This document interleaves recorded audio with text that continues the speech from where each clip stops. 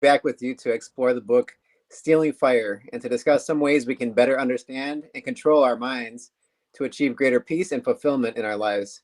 In our last discussion, we talked about what author Stephen Kotler calls the four forces of ecstasy: psychology, neurobiology, pharmacology, and technology. Our guests and folks tuning in live chatted about how new understanding and modern advances have allowed more of the general public, not just mystics, as in the days of old, or only the most elite of athletes and artists, can actually reach non-ordinary states of consciousness, including flow, on a more regular basis. Today, in our final discussion, we'll look at how we might apply these methods. But before we begin, I'd like to give each of my guests the opportunity to reintroduce himself briefly. And I'd like to begin with our producer, Robert A. Douglas. Hi, everyone. I'm Robert A. Douglas, and I'm excited to be here once again for the third time discussing this book. I'm really excited to conclude the conversation around the state of excesses and getting to the point where we can still fire in a collaborative way to be able to bring good to the world. So I'm really excited to wrap up this conversation. I'm really excited to share some of my personal reflections from the book, what I take from it, and what I plan to do with it going forward. Excellent. Appreciate that, Robert. How about my former coach from Stanford, Jay Jackson?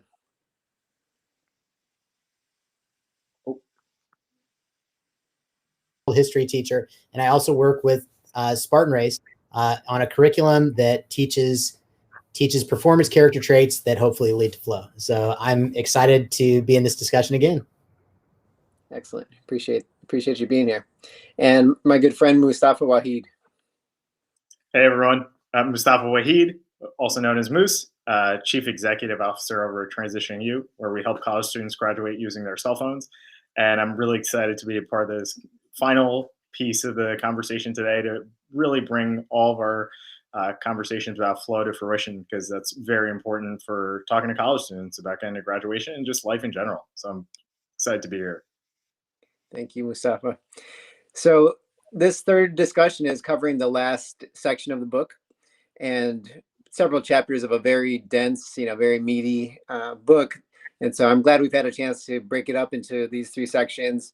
And so today we're going to begin with looking at chapter 8.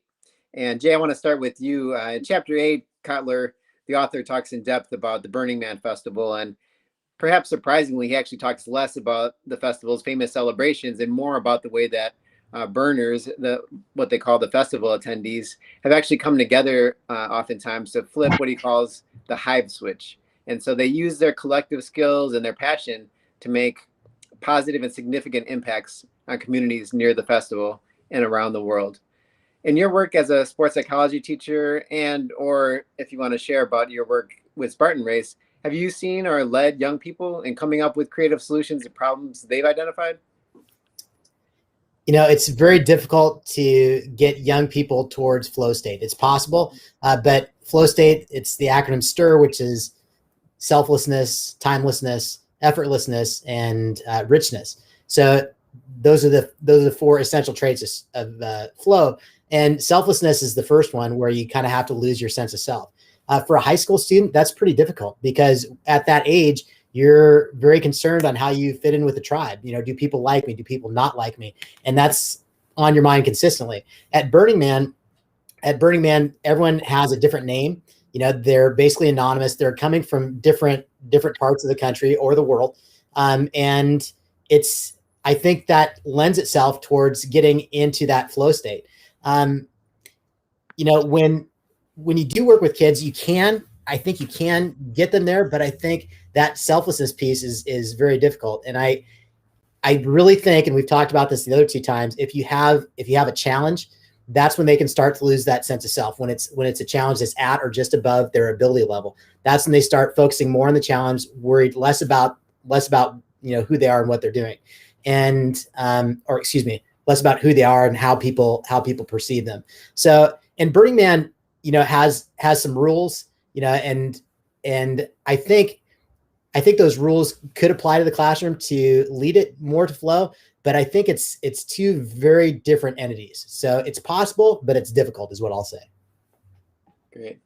Anyone care to add on that? I know, Robert, you've been an educator before. Anything you would add to that?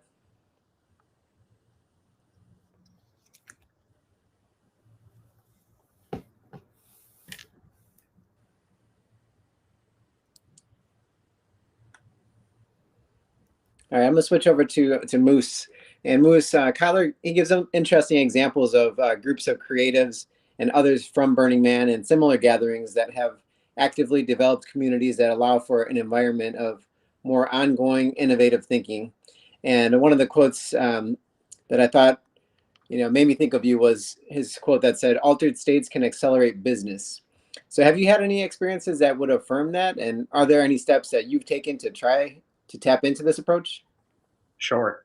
Starting with the steps and then tying back into, I've had two experiences that have gone through and really led to it. The steps, as funny as it sounds, my parents have always said that food brings people together. Oh. And for me, my favorite part is, my parents would always love cooking for, it seemed like a normal meal was for 10. And so when we're actually like, we would have a group of people together, you're like, where did all this food come from? But I realized really quickly that that was a great way to bring a team together. So having a team meal where we're cooking something from scratch and then everyone has their part, whether it's bringing the cutlery, setting the table, and just that experience has really led to incredible states of flow where the selflessness, if you will, is, hey, we all want to have a great meal. None of us want to mess this up. And it jumps you out of your ego really quickly because we can easily point fingers at the person who was like, okay, you burned the chicken because you just weren't paying attention. And that was the one piece. So that has been, a culminating factor, obviously, during the pandemic. It's a little different for virtual cooking because you can technically just put up a fire background in Zoom and say, hey, we're done. But with that led to two really powerful experiences of the team getting a chance to talk about why we're doing what we're doing in business. Everyone says like you should have a BHAG or a big mission. And for us, it was really clear that we wanted to support students, but everyone at that table, after we put our team meal together, started sharing their stories of why they cared about helping students move forward. So that ended up fostering this kind of rich environment where it's like, whoa, it's not just about, the company, it's about we're all coming together to have this conversation. Mm-hmm. And one of the conversations we had is every single moment you're a representation of the organization. And the moment they really brought this kind of flow state to mind and it seems trivial up front, it is a pitch competition or a pitch where, hey, you're getting up, you're putting some slides up, you're talking about your company, but the orchestration of who's at the booth, what do we do if someone comes to the booth, who are the people working it, how do you support them if the tech goes down? As a team, we trained. Like we went to an auditorium and there's 5 of us and we had a routine down pat. And we ended up winning a pitch competition because of that, because it wasn't just about the pitch and how I handled the Q&A. People, even before the Q&A, came up and said, wow, I'm really impressed with how the team has handled each conversation, and they have their own stories of why they're part of that mission. And it reminds me of the early part of the book when they're talking about how the Navy SEALs are just kind of moving in orchestra, or the Burning Man examples of just the Eric Schmidt piece. So that for us was really, I was really proud because I didn't come up with most of the ideas at all. It was most of the team be like, hey, like you're on stage, do that piece well so we can focus on what we need to do. Please get out of the planning on this side. We're just going to tell you. I was like, okay. And it was cool to kind of follow their lead through it. And that ended up being really powerful. And the second was just, it related more to Eric Schmidt in terms of like working with the engineering team. Mm-hmm. We had a really tough deadline and we're like, but it needs to get done because we know that we need to get student scholarships. Mm-hmm. And it was one person went to go get scholarships. The other person started building the code, and seeing that flow come to fruition is just really powerful. So yeah, it accelerates something because it's that timelessness. You just lose track of time. Yeah, appreciate those examples, both, on the one side, it being practical and relatable, but also, like you said, highlighting, I feel like maybe was a little bit of a surprising factor for folks reading the book, that it isn't just all about, heightening your individual state of consciousness, but really saying, it's great that you get to a higher state of consciousness individually, but the highest form of human consciousness is actually that group flow. So I appreciate your giving those great examples. So Bear wasn't able to join us today, but he's shared some great examples from the work that he does with his Monster Lab personal training company, which has been growing in popularity and impact over these last few months. But one piece I think that maybe I'll circle back to you, Jay, Jay, since you've got the connection with Spartan Race, is just curious your thoughts about the idea that action sports and the types of intense workouts that you've led as a coach, that Bear leads in his personal training, how those might help somebody's development as an entrepreneur. I imagine with the Spartan Race, there's a lot of entrepreneurs in that network. What's been your experience? What have you seen in that realm? When you're doing an obstacle course race, and especially one that's difficult, your level of ability is here, and then I keep doing that, but the level of ability or the level of challenge is just above that. Then you can't really think about anything else. You're out there, it's you and nature and this course, and that's it.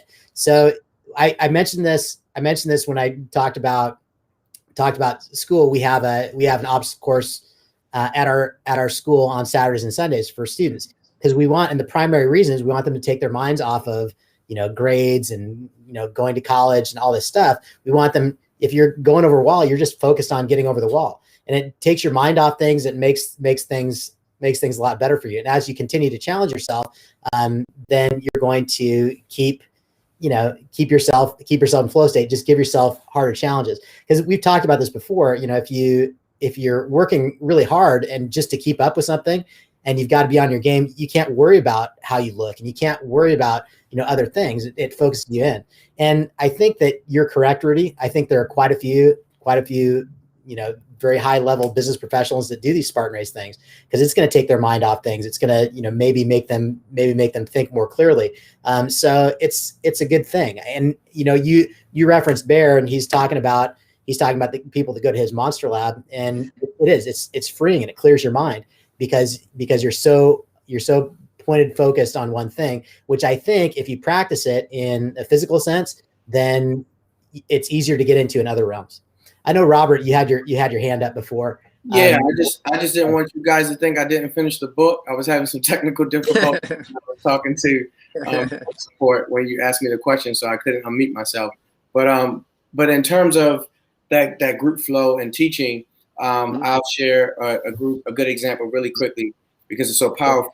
I led the debate team as well at my school, and the first assignment when you join my debate team was to learn to argue why slavery should come back today, right?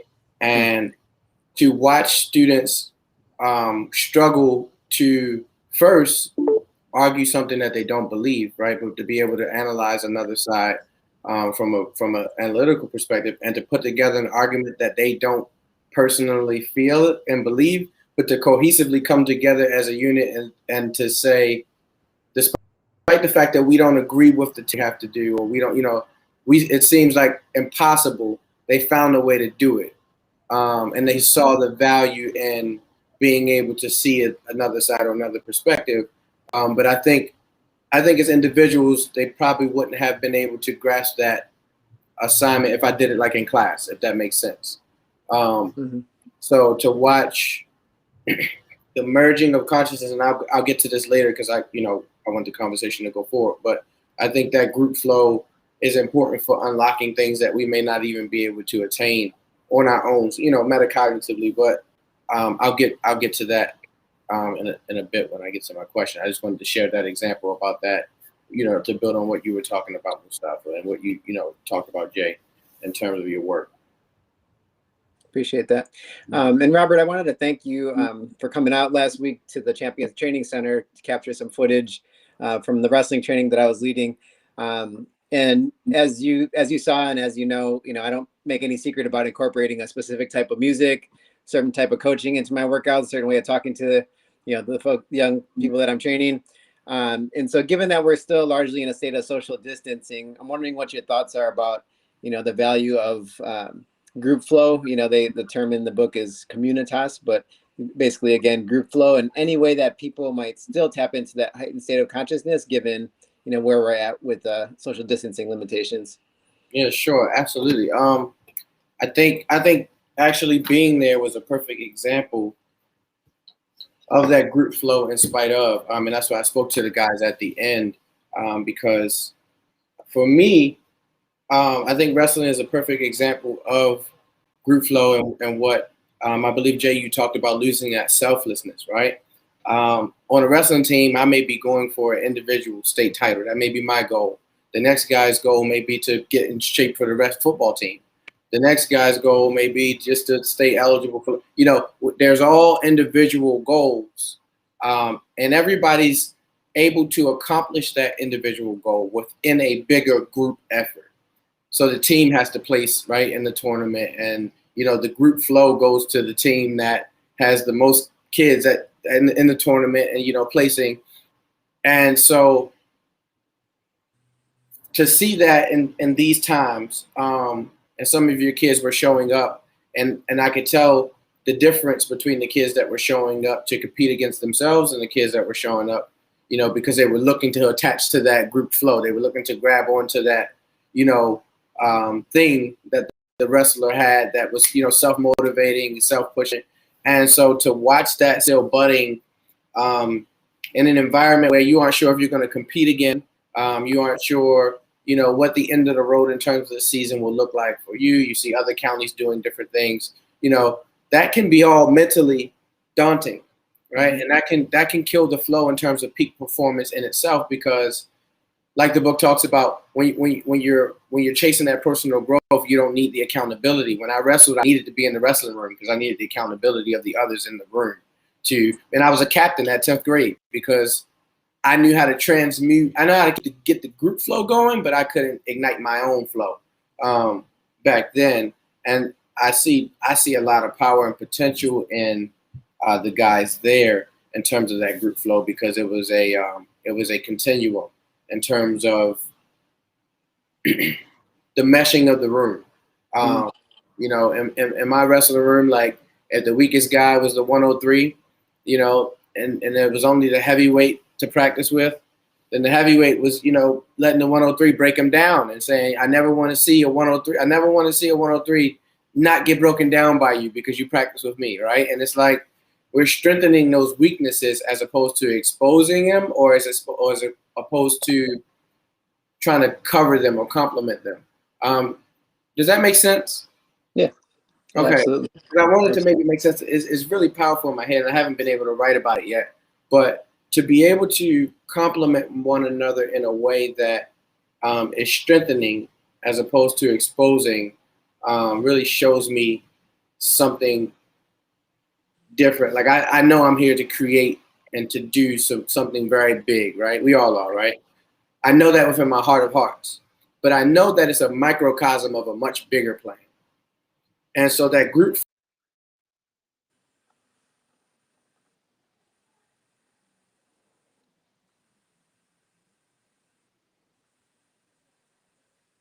flow comes in a bunch of. I was excited to see you build, and I'm done. Excellent. Jay, go ahead. I think I'm having trouble hearing you. Oh, I have a question for everybody. Do you think that group flow is easier to facilitate in higher stress situations? Like Robert, you're talking about your debate team, and it was at a debate tournament. Mustafa, you're talking about giving a pitch in front of people. Do you think that heightened stress level helps facilitate group flow? And I'll give one more example. Like the Navy SEALs, they're in these high stress situations, and maybe they can do it without the high stress situation. But what do you guys think about that? I'll go real quickly. I do agree that high stress situations do intensify the swiftness to get into group flow. I have a friend who was a former Navy SEAL, and I was discussing this book with him and discussing, what the book discusses about Navy SEALs, and he really was pleased to hear it because he, really honed on the fact that no one gets the credit, right? And it's just, you just don't see that in society much. For someone to take pride in like the journey, right? Like we did this together as brothers, and it really doesn't matter who pulled the trigger because they wouldn't have been able to pull the trigger if I wasn't there. So we all pulled the trigger, right? And that type of ecstasy that I see him on his face as he's even talking about it, years removed, right? but to readily recollect, like, don't miss the lesson in that, it's that group flow. And I mean, yeah, that's exactly what I was getting out of the book. So I do think those high tense situations produce it quickly, which is why they're employed in like the military and things like that. And we have to still fire and bring it down to the, more general sense, right? And make it a more permanent thing as opposed to, when the adrenaline's going and it's time to sink. What do you think about that? Yeah, I would just add, we don't have necessarily a lot of visuals to pull into this discussion format necessarily, but we've talked a little bit about Csikszentmihalyi's concepts around flow, Coach Jackson, and I think one of the things that stands out to me there is you need a sufficient challenge, and then you also need to feel sufficiently essentially capable, and that can mean in a classroom setting that you've got the support that you need. In education we call that scaffolding, but just making sure that it's not boring. So give me a little bit of a challenge, just helping me grow, but I feel like I can do it with the help that I have available to me. And I feel like again, it gets at what you're describing. One of the things that I feel like though is a brain hack around your question with regard to stress is that stress it's kind of like they say, beauty is in the eye of the beholder. Stress is the same way, and there's a really great TED talk that I love that points out the fact that, what matters in terms of your health as it relates to stress is how you view it. So if you view something as a stressful situation that's going to be, harmful and daunting and everything to you, you're going to have some negative health effects. But if you view it in a positive light to say, I'm excited about this situation, and I realize that, in terms of like my senses being heightened in the situation, I'm the closest to a superhuman as I'm ever going to get. And you view it in a positive light, then it actually has no negative health effects. And so, the way you view it, the way you think about it makes all the difference.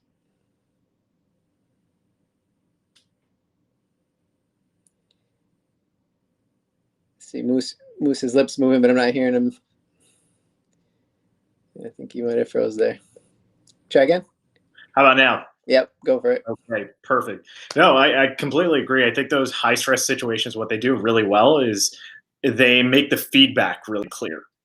And because the feedback is really clear, all of a sudden it becomes a lot easier to get into that flow state because you have the challenge, and then all of a sudden you're like, oh, I can see my actions play out in real time. And because you can see that, fighter pilots talk about like the OODA loop. And I really think it just taps into your brain chemistry in a really fun way. We're like, oh, I can see like I took the right step, it worked in the right direction. Took the wrong step, not a good idea. If you have, and with the high stakes, you have to make every step count. But at the same time, like if you can simulate that environment, all of a sudden it allows you to be prepared for it. So it makes your training more deliberate if we're bringing in the deliberate practice component. And as a result, you just click into it more, and the group flow is more meaningful. Like, okay, I can see what I'm working towards versus it's very different. Let's say in a classroom, like telling students like, hey, this is what's going to break down and where you're at a pitch competition. Very different than at the end of the semester going, you guys are pitching. Watch this pitch, knowing that you're going to do this at the end of the semester. Oh, and by the way, it's 50% of your grade.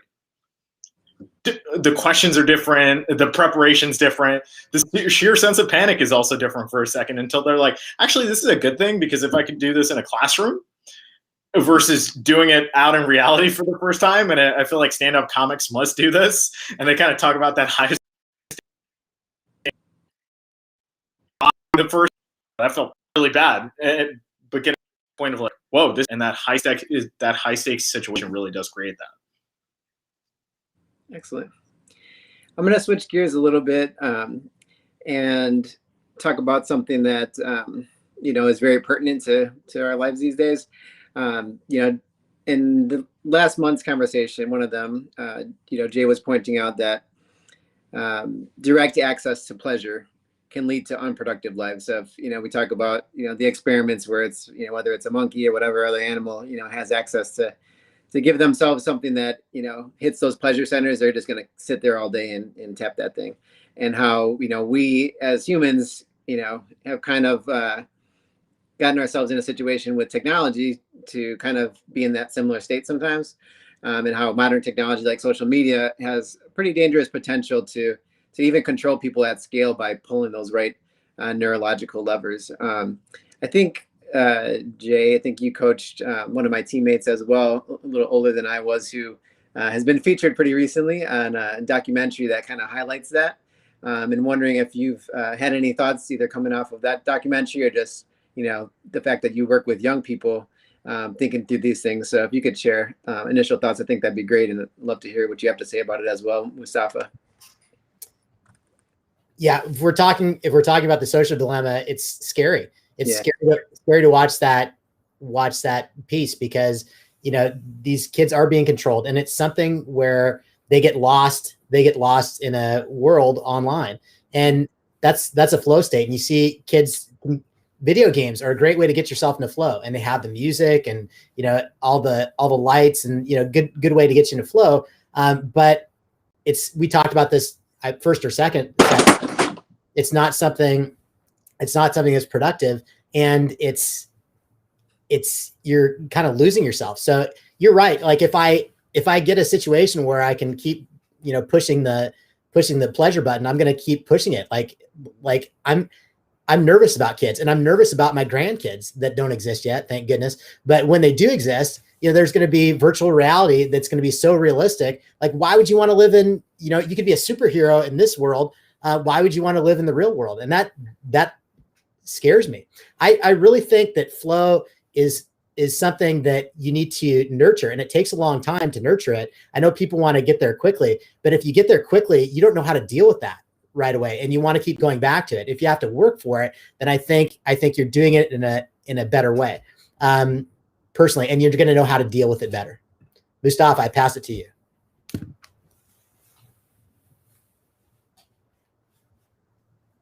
Are we good?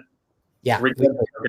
No, that's spot on. Like the virtual reality piece is spot on from that perspective of someone being able to like effectively turn on a flow center at any time, and you definitely see it with college students as well. But it's interesting because in many ways we're also craving meaning, because there's a part of us that consciously or subconsciously at times knows like, hey, wait a second, like 100 hours into this game versus like 100 hours of things that I could have done in real life starts to click in when it's kind of like iron sharpens iron, but you just get around people who are sharpening that iron. And you're like, ooh, like I'm really good at this game, but I really want to be good at X. And I think that's tying back into social interactions and finding productive ways, even through those hacks, or finding different ways to hack a certain thing, right? Whether it's just like eating healthy, where it's like, okay, just pick all the things that you like and just find those things and then find a healthier version, or just even a little bit shorter, to start creating that feedback loop. Because knowing that that's, if you will, a bug in the code in our brain chemistry, using that in our favor at times has to be part of that game. And we see it a lot with college students going, okay, well, you're going to procrastinate, work around that. And go, okay, you're going to play a game, at least pick the game you're going to play to procrastinate on. And just those little hacks along the way that then they can wean themselves off going, okay, I have 15 minutes or I've had 20 minutes of this, or let me set the timer on my iPhone for that, which I'm really grateful they have that feature now, that they break the analytics down. And just letting people know those things, just so it kind of pulls them out of that reality. It makes you think of Inception and having that kick, right? If we all need a spinning top, so be it. Because to your point, it's going to get more difficult, but the quality gets better. Where if we could do it, like I was reading a quote where someone basically broke down the people who are going to own the future are those who can actually focus on one task for a long period of time. We could now take whether you're going to win simply because you spent more time on task. Great points. Excellent points.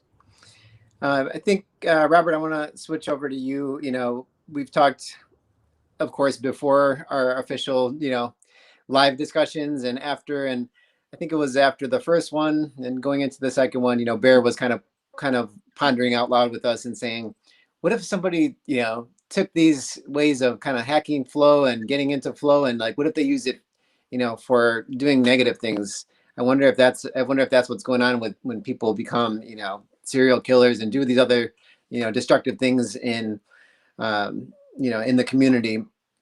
And so Kotler in chapter 9 does delve into that, and he talks about how, fully expressed ecstasy, tends to promote empathy, compassion, and well-being. But what about when, it's not fully expressed? What about, if it gets bent to darker ends, as he puts it? He mentions that, timelessness without reference can feel like paranoid schizophrenia. He mentions that effortlessness can create dependency, as a couple of pretty powerful examples. So I'm wondering what your thoughts are now that we've had a couple months to like dig into this book and chew on it, mull it over. What are your thoughts on some potential guardrails, perhaps, to benefit from these higher states of consciousness, but without, endangering our lives, basically?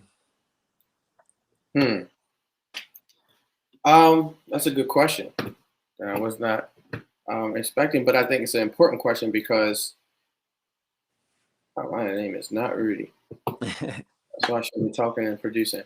I think it's an important question because I think the human experience is naturally inclined to make things as more readily available as possible, I guess, to ourselves. And I think the danger in that is the shortcuts. And so for me, and this is just my life experience and knowing myself, I have to literally know how to enter in that flow state within self, completely independent of self. And I'm still working on, mastering that. I think it's a lifelong journey, but I think the importance of knowing, for instance, that timelessness. I feel that the work that I'm here to do is going to extend beyond my life. That's what the timelessness in me, that's where the timelessness in me exists. My work that I produce here will be long-standing. However, I am attached to the creator of time, and that creates that, I guess, humility to get it within self as opposed to shortcut in a way that could be damaging, but you can't see the damage because, so I don't know if you watch Family Guy, but like one time Brian was taking some Adderall and like he wanted to write a book and like he couldn't get it out. He took these pills, he banged the book out, and like everyone loved it. And now he's like, this is what I have to do. This is my process for writing books now, right? And I think that's where the danger comes in the shortcuts and the cheats. You really miss out on the full runner's high if you don't, get on and start beating that pavement. And I think the resemblance of such poses a danger. So I think the guardrails are just to eliminate all of it, honestly, as a personal choice. What do you think, though? Do you think that's like too strict of a thing, Mustafa? No. Yeah. Robert, I love that. Like finding way. One, that was a great episode. Love it. Right. And second, no, it's not, because having really strict guardrails into something like that is very important for us to not fall into pitfalls. And having those pieces, makes me think of like high stakes gambling. It makes me think of high stakes investing. Anything that's high stakes, like you could get addicted to winning versus like continuing to go through the process. Because what happens is you can become conservative by not doing the thing that's making you better. And one of the things, and I love this question of how to deal with the dark side of that, is you've got to find things. I think for me it's been selflessness and finding those things that just like make you seem insignificant. I know this goes through some of this, but a whole slew of history from different areas. I know for me, it really stood out that Einstein every day kind of woke up and a ton. Reason spinning in a galaxy, that there's waves that are moving, and like when you kind of start breaking it down, this idea of he would just look out at the stars. And it sounds so cliche, it sounds kind of funny, but having those moments of like just take you a step back to your point and just be like, okay, hold up, is this really my process, or am I just like this tiny little grain of sand amongst the universe that if we just kind of went poof now, it would be somewhat significant to us, but grand scheme of things, you're like, cool, like we're not even a rounding error. And just having those moments and be like, oh, okay, like there are things that are both significant, but you know, in your process, realizing like it's okay if it changes, and it should change it, and you should have guardrails. And you know, if you don't get the same quality book out the second time, okay, like Brian, find another example, right? He unfortunately didn't do that in that episode. I wish Brian did a Family Guy, but that would be cool to kind of see that change throughout. And so, Robert, I love how you use that example of just saying, Rudy, may I? Yep. Rudy, oh. Is it cool to comment back? Yeah, of course. Most definitely, I just really love that you shared that, simply because selflessness has been the biggest struggle of the stir process for me. And I love the fact that you shared the analogy of the sand, because like I was included in this, and I think a lot of the world is like this. Imagine one grain of sand thinking that they hold back the ocean, right? Yeah. And that one grain of sand is like, it's because I'm in this position that this ocean is contained. And I think the group flow comes in when the sand is able to, flow back and forth together. No one's orchestrating who's going out to sea and who's coming up, to shore. It's just a flow, a natural flow. And we can see that flow in nature in many ways. I can go on all day about flow in nature. But I think that was important to each grain of sand is doing its part, and as a collective unit, it is able to accomplish such a great feat. But alone, it's just a grain of sand, right? Like, it can do some great things as a individual, but collectively, and I think as a society, as businesses, as organizations and schools begin to push more toward that, a lot of our social ills will be, alleviated, just by getting in the flow of one another. Yeah. All right. Sorry. No, that's fantastic. Fantastic. Appreciate those thoughts. So, coming into the final stretch, not only of the book but of the conversation, and like I think it was Moose mentioned, there's lots of history covered in the book, and even the title "Stealing Fire," kind of harkens back to stories from thousands of years old, and this notion of some of these ideas and these higher states of consciousness, coming from this idea of actually stealing fire in the days of Prometheus. So what Kyler is saying is, well, these days, with the advances in technology, the advances in understanding, the brain, it doesn't have to be that way. It can come to the common man. We don't have to wait for someone to steal fire. So as we think about how to take away some strategies and how to apply some strategies in our daily lives, curious if you all could share some of your closing thoughts. We're coming to the end of 3 hours of discussing, like I said, a pretty deep and lengthy book, and we've had some time to kind of like test some things out. I think try a couple of things maybe a little differently in our daily lives, our morning routines, our interactions with people. So would love to hear some of those strategies. I feel like one of those things, it's like when you're paying attention to something, you see it a lot more. So I feel like I've been seeing a lot of discussion lately, on social media about some of these topics we've been discussing, and people really looking for suggestions and strategies and methods. So I was hoping we could take some of this time to share some of those. And Robert, why don't you go ahead and go first?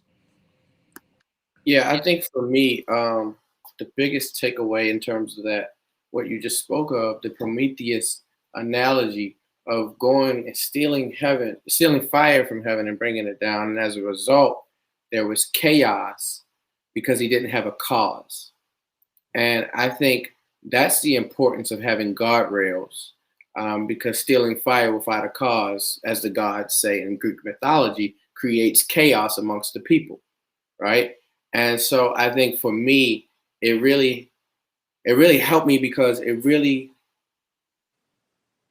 helped me to narrow down why I'm getting into flow, why I want to be in flow, why it's so important to me. I know why it was important to me when I was, wrestling, and when I was trying to write a book, and when I was, producing a film. But in terms of, just being in flow of my life and, and in sync with it, it really helped me to realize that I've been stealing a lot of fire without a cause, just because I saw it, right? Just because I knew that it was there, and I knew it was good for the people. and I'm bringing fire down to heaven. But when you bring that cause to it, that's when the magnetism comes in and you connect with different people, and that flow begins to create and cohesion, comes together. And then you can do, like he says in the book, and storm heaven, when you're in group flow, as opposed to, the single individual person taking, bits from, their inner genius. I'll say that because the analogy says stealing from heaven, but reaching into your inner self, your inner genius, and really tapping it into your purpose, I think, is that wholeness that a lot of us seek, in terms of self, in terms of, inner joy and wholeness. Just be able to say today to myself, like, I didn't nail everything on morning routine this morning, but I got up and I got in it because I didn't want to let myself down when I did get, together. And I've been having a lot of things going on with me, in my personal life. And normally those things will halt me, but, to be able to hold myself to another level of accountability because I have other people that are depending on me and I'm depending on myself, is because of me reading this book. And I really attribute it to that. And so I'm excited to see what gains I'll have in life, after learning that. Excellent. Excellent. Was that long-winded? Not at all. Not at all. Jay, could you share some thoughts with us? Sure. Few thoughts, closing thoughts. Flow is everywhere. I mean, that's why we watch sports. We want to see people, you play sports, so you can be in flow. And when we go to professional sporting events, we want to be in flow, watching people in flow, where you're totally focused on that event. Movies, video games, everyone's trying to get it. There's lots of ways to do it. There's new technologies, there's drugs that can get you there. Hard work we've talked about can get you there. So you have to weigh all those options. And what's the right and what's the wrong way? I know, like Stephen King, when he writes a book, he is like amazing author, amazing productivity and stuff, but he's loaded out of his mind, on all sorts of drugs and alcohol and things like that. But, is it okay for him to do that? If he produces the results he does, or is his life not happy because he's putting himself in that state? I don't know. I mean, ideally you want, and we're talking about group flow. I think science is looking at like anthills and beehives as like one organism now. It's not just the individual ants. The hive is looked at as one organism, and that's what you want. But can you do it? Can you do it correctly? Now, from my standpoint, I think if you work on performance character traits like, commitment, you have a purpose, grit, courage, optimism, those things, that's you learning how to get closer to flow. And if you put those things together, this is what my curriculum's about. But if you put those things together and you pursue a challenge that's just above your ability level, even if you add some stress, might be even better, then you're gonna find flow. So that's how I think you should do it. But then my mind changes all the time, looking at this stuff, because like I said, it's everywhere, and what's the right way to follow it? So again, I have more questions here at the end than I have answers. Great contributions. I appreciate that.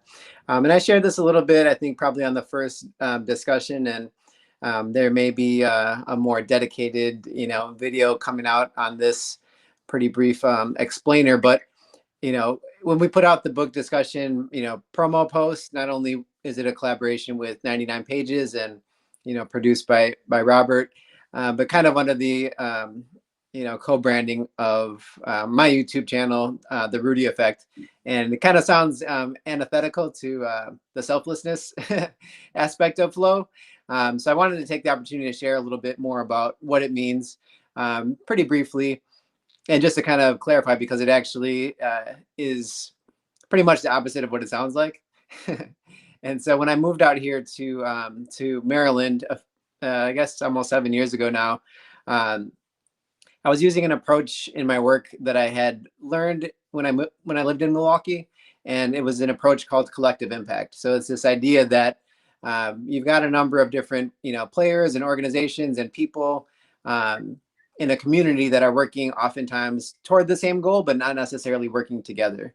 But if you can figure out a way to organize them and have them pull in the same direction, you can really exponentially improve the outcomes that everybody's shooting for. So I had some success in implementing that strategy in Milwaukee. I was leading college and career readiness work in Milwaukee public schools before we moved out this way. And at the time, in terms of the senior high school seniors in Milwaukee, less than 42% of those high school seniors had completed the free application for federal student aid, or the FAFSA, to get financial aid for college. And when I was able to organize 55 different organizations and bring them together and kind of say, hey everybody, here's where we're at. We all have this goal in mind to help students that want to get into college. Let's figure out how to work together instead of working in silos, as they say. And even though I was, really only heading that up for a couple of years before I moved out here to Maryland, that network continued to, do its work and do its work very effectively. And after about 7 years, that number had climbed steadily to over 72%, which is pretty phenomenal in itself. And so when I came out here to Maryland, I kind of ran that playbook as well. And we had, about 55 different organizations that we brought together as part of a network here in Baltimore. And what we found was that, by taking that same approach, basically saying, hey, everybody, this is where we're at. Most of the kids that are going to college are going to, a 2-year college and are not, graduating. And the numbers were so low, they were basically like 6% of students were graduating from college that were going on to a 2-year college. And so we said, we have to, help students think about going to the next level, going to, the local 4-year institutions or another 4-year institution. And so when we took that approach of working together on that, rather than trying to work in isolation, everybody working with just a handful of students and saying, what can we do to work together? You're strong in this area, you're strong in that area. One group, helps families complete, their taxes in order to get, things in place to actually get that financial aid. And in any case, within a very short time, really just within less than 2 years, we changed this trend where, the majority of students that were going to college were going to 2-year college. We changed that trend in just about a year. And that trajectory continued to grow, kind of in the opposite direction. And so the Hopkins researchers that were, in education and looking at this, they called it the Rudy Effect. And so to me, it was not an attribute to myself and like what I was doing, but it was attributable to the group working together, getting that group flow going, not only within a small team, but across an entire city and across an entire community. And so being able to say, folks may look down at you, folks may look down at, Baltimore City schools or inner city schools and, students from there perhaps. But you know what, when we work together, we actually can help these students achieve their potential, and realizing that when we work on it together, it can get done. And so, when I think about what the Rudy Effect means, it really just means encouraging people, motivating people, organizing people, and helping them all to achieve their collective potential together. And so that's the reason why we picked, Stealing Fire as this first book to discuss, because it really connects with that idea of group flow and that idea of collective efficacy. So I hope that each and every person that's been involved, in this discussion, of course our guests, but also others who have tuned in, for any or all of the discussions, have been encouraged, have been inspired, have been motivated, not only to figure out how their mind works, and to realize that as they find their purpose and fulfill their purpose, that they can do that with some simple strategies, but also to realize that by surrounding yourself with great people, like we've got this great group here, that we can encourage each other as well and help bring out the best in each other. So I just want to thank everybody for their involvement, and I think we'll close on that. Thank you guys. Bye.